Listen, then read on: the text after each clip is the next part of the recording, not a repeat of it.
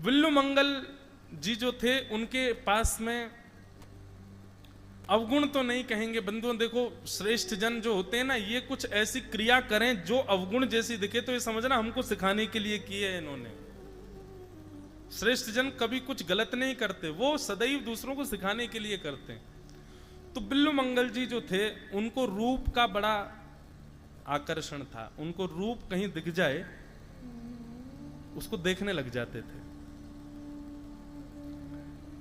एक बार मार्ग से जा रहे थे और एक सुंदर युवती नदी में जल भर रही थी। विल्लू मंगल जी की एक दृष्टि उसके ऊपर पड़ी और विल्लू मंगल जी उसके पास जाकर के बैठ गए और उसको निहारने लगे। एक वैष्णव वेश में देख करके कन्या ने प्रणाम किया, पर उनकी चित्तवृत्ति तो उसके रूप में ही आसक्त हो गई। थोड़ी सी बेचारी असहज हो गई, असहज होकर के उठ के वहां से जाने लगी। विल्लू मंगल उसके पीछे पीछे जाने लगे। उसने पीछे देखा, बोले कि ये तो पीछे ही आ रहे हैं। चलती चली गई, अपने घर में पहुंची, तुरंत दौड़ के भीतर गई और अपने पति से जाकर के कहा, कोई संत भेष में है पर भेष ही संत का है, रूप तो नजर तो बड़ी खराब है, मेरे को तो ऐसे देख रहे हैं, मुझे अच्छा नहीं लग रहा है। पति ने कहा, देखो यदि संत होगा, वैष्णव होगा तो संभल जाएगा, और यदि वैष्णव नहीं होगा तो अपने पद से गिर जाएगा। द्वार खोल करके विल्लू मंगल जी को भीतर बुलाया।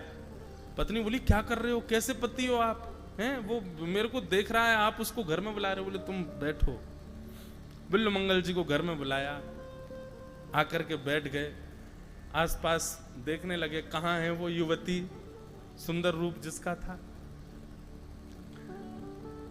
अंदर जाकर के पति ने विल्लू मंगल जी से पूछा, महाराज जी प्रसाद पाएंगे? बोले हाँ बिल्कुल पाएंगे, तुम्हारी पत्नी बनाएगी तो पाएंगे। हाँ वही बनाएगी महाराज जी, आप आज्ञा करो, पाएंगे? बोले जी पाएंगे। पत्नी से जाकर बढ़िया सुंदर भोजन बनाओ, महाराज जी पधारे हैं। पत्नी की तो आंखें चढ़ी हुई थी। बोले कैसे पति हो तुम, तुमसे आके शिकायत की, तुम क्या कर रहे हो? बोले बस तुम करो, हम कुछ देखना चाहते हैं। भोजन प्रसाद सिद्ध करके एक थाल में सजा करके ले जाने लगी। पति ने कहा, ऐसे नहीं, श्रृंगार करके जाओ। बोले श्रृंगार करके जाओ मतलब? बोले करो तो सही एक बार, मुझे देखना है कुछ। श्रृंगार करके वो युवती थाल लेकर के गई, विल्लू मंगल जी के सामने चौकी पर पधरा दिया। अब विल्लू मंगल जी ने तो सामान्य रूप देखा था, अब श्रृंगार का रूप देखा तो रूप देखते ही विल्लू मंगल जी के नेत्र पहले तो खुले रह गए और अचानक से नेत्र बंद हुए, और बंद होते ही चित्त में मन में भाव आने लगा। एक सामान्य सांसारिक कन्या, उसका रूप लावण्य देख करके मैं इतना आसक्त हो गया कि उसके पीछे पीछे उसके घर तक चला आया। उसके लिए मैंने श्री कृष्ण का मुझे साक्षात दर्शन हो रहा होता। एक सामान्य स्वभाव चित्त में आया कि एक सामान्य संसारी व्यक्ति के लिए हम इतना कर देते हैं, इतने सब कुछ भावों का त्याग, इतने नियमों का त्याग कर लेते हैं। यदि इतना त्याग, इतनी स्थिति का त्याग यदि ठाकुर जी के लिए किया होता तो ठाकुर जी मिल गए होते। विल्लू मंगल जी ने नेत्र खोले और उस कन्या से कहा, सुनो तुम्हारे घर में सुई है? बोले जी। बोले 2 कांटे लेके आओ, 2 सुई लेके आओ। बोले सुई का क्या करेंगे? बोले बस लेके आओ। कन्या 2 कांटे लेकर के आई और ला करके विल्लू मंगल जी के सामने रखा। किंचित भी, एक क्षण भी विलंब नहीं किया, विल्लू मंगल जी ने दोनों कांटों को लेकर के अपने नेत्रों को ही फोड़ दिया। बोले जो नेत्र संसार के रूप को देखने के आसक्त हो गए, अधीन हो गए, ये जीवित रहने के अधिकारी नहीं है। अक्षणवतां फलमिदं न परम विदाम। वेणुगीत के प्रथम श्लोक में गोपियां कहती हैं, हमको आंख मिली है तो इन आंखों को मिलने का साफल्य क्या है, इन आंखों को मिलने का लाभ क्या है? किसी ने आपको चांदी का लोटा दिया तो उस चांदी के लोटे का लाभ क्या? उसमें दूध पियो, उसमें अमरस पियो, उसमें जल पियो, उसमें साधन डाल के उसका उपयोग करो। किसी ने आपको सुंदर चांदी की थाली दी, उसमें प्रसाद पाओ। किसी ने आपको थोड़ी सुंदर गहना दिया, पहन करके गले में घूमो। वस्तु मिलने पर उसका उपयोग किया जाता है ना। नेत्र मिलने का हमने क्या उपयोग किया? हमने नेत्र मिलने का ऐसा उपयोग किया कि चांदी का कटोरा मिला, चांदी का पात्र मिला, हम उसमें मट्टी धर के बैठे हैं। ऐसा ही हमने और आप सबने इन नेत्रों के मिलने के बाद किया है। इन नेत्रों से केवल और केवल सांसारिक वस्तुओं का दर्शन किया है।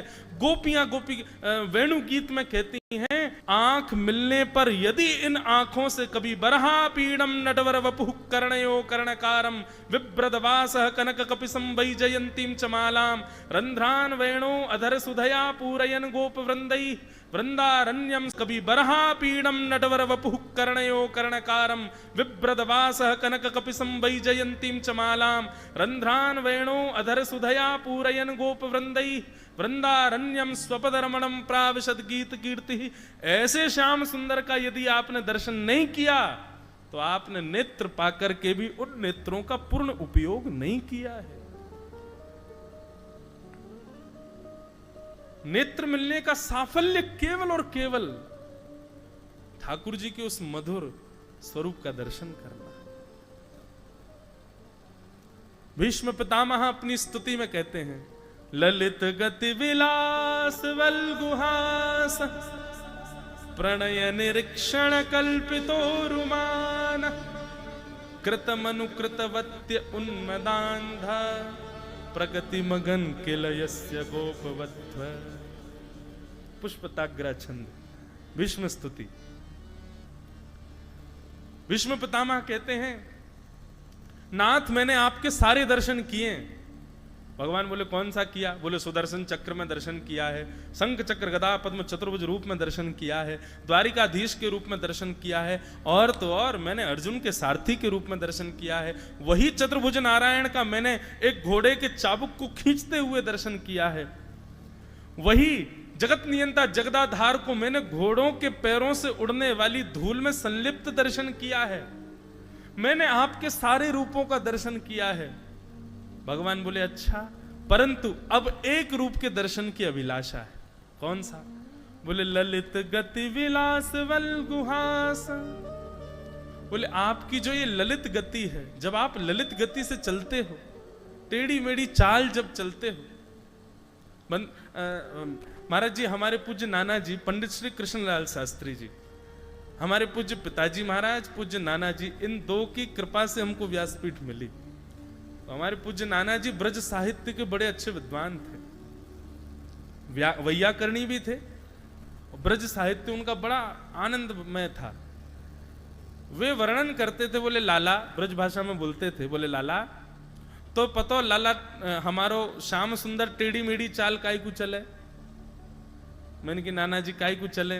तो बोले बड़े भाव हैं, लेकिन वहां के पीछे एक भाव जय और है। मैंने कि कहा है? बोले ठाकुर जी को अवतार, ब्रजभाषा समझ में आ रही है? सबको आ रही ना? पर हमको मराठी नहीं आएगी तो कहीं हमसे मराठी मत बोलना। हमको तो ब्रजभाषा हिंदी आती। तो हमारे नाना जी बताते, बोले लाला टेढ़ी मेढ़ी चाल काई को चले हमारो कन्हैया। बोले ठाकुर जी का अवतार अनेक कारणों से होता है, पर उसमें एक कारण यह होता है कि लाला ठाकुर जी के दो पत्नी हैं, श्रीदेवी और भूदेवी। श्रीदेवी यानी लक्ष्मी, भूदेवी यानी पृथ्वी। ठाकुर जी पृथ्वी को सुख देने के लिए, पृथ्वी को मिलन करने के लिए ठाकुर जी अवतार धारण करते हैं। अब बोले श्याम सुंदर जब चलते हैं तब उनके आगे पीछे गैया चलती हैं, और गैया जब चलती हैं तो ऐसे, ये आजकल जैसे रोड तो थे नहीं तब जब ठाकुर जी चलते। ठाकुर जी तो धूल में चलते थे। तो जब आगे पीछे गैया चलती थी तो गैयाओं के खुरों से पृथ्वी में गड्ढे हो जाते थे, और उन गड्ढान को जब ठाकुर जी देखते तो ठाकुर जी के चित्त में एक प्रेम उमड़ आता अपनी दूसरी पत्नी भूदेवी के प्रति, कि अरे देखो ये गैयान के खुरन सो पृथ्वी में गड्ढे है गए, या को पीड़ा है रही होगी। तो ठाकुर जी ने भूदेवी से पूछी कि अरे भूदेवी तेरी पीड़ा कैसे दूर होवेगी? तब भूदेवी ने कही कि ठाकुर जी पीड़ा तो कहां तक कहें, ये सब संसार के लोग मुंह पे चले, पीड़ा तो मुंह को हेती रहे, अब तो मैं आदि है गई हूं। ठाकुर जी बोले नहीं नहीं, हमारो जन्म भयो, हम तेरी पीड़ा को निवारण करेंगे, तू बता तेरी पीड़ा कैसे दूर होगी। तब भूदेवी कहती है, ठाकुर जी यदि आपके निरावृत चरणों का स्पर्श मेरे किसी भी इस प्रकार के सूक्ष्म भाव को प्राप्त होगा तो मेरी पीड़ा दूर हो जाएगी। इसीलिए वृंदावन में ठाकुर जी ने पादुका नहीं, पदत्राण धारण नहीं किए अपने चरणों में।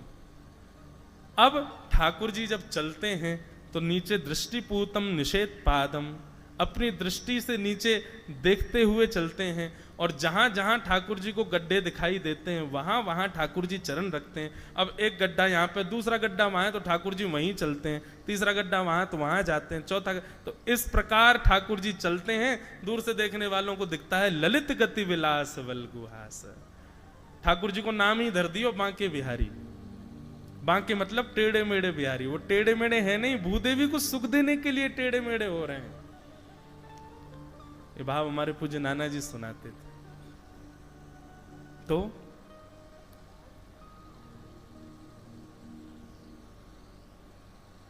किस भाव से प्रारंभ किया था हमने? आंख मिलने पर, हाँ बिल्लु मंगल, तो बिल्लु मंगल ने अपने नेत्र फोड़ लिए दोनों। जिन नेत्रों ने कभी श्याम सुंदर को नहीं देखा, ऐसी ललित गति चलने वाले श्याम सुंदर को नहीं देखा, ऐसी सुंदर पीतांबरी। अभी महाराज जी यहाँ कथा अभी प्रारंभ हुई वेणु गीत के ऊपर ही, और महाराज जी कथा होती थी सुबह 5:15 बजे से, 5:15 बजे से 7:30 बजे तक कथा का क्रम होता था। इतना आनंद आता था, इतना सुख वेणु गीत में। निश्चित ही अगर यहाँ योग बना, वैसे गति जैसे चल रही है इससे तो यूं लग रहा है कि अभी तो महात्म्य ही चल रहा है, हम 10वें स्कंद तक कैसे पहुंचेंगे, पर मैं पहुंचाऊंगा, निश्चित पहुंचाऊंगा। और जब वेणु गीत आएगा, बहुत सुंदर वेणु गीत, गोपी गीत का व्याख्यान सब सुनते हैं, गोपी गीत सब गाते हैं, पर हम दत्त भगवान के चरणों में गोपियों के द्वारा गाए गए 4 गीत हैं, वेणु गीत, गोपी गीत, युगल गीत और प्रणय गीत। इनमें से 3 गीत उनकी व्याख्या हम विशेष करेंगे, वेणु गीत, युगल गीत और प्रणय गीत। बहुत सुंदर है, प्रेम की एक अद्भुत पराकाष्ठा गोपियों के द्वारा।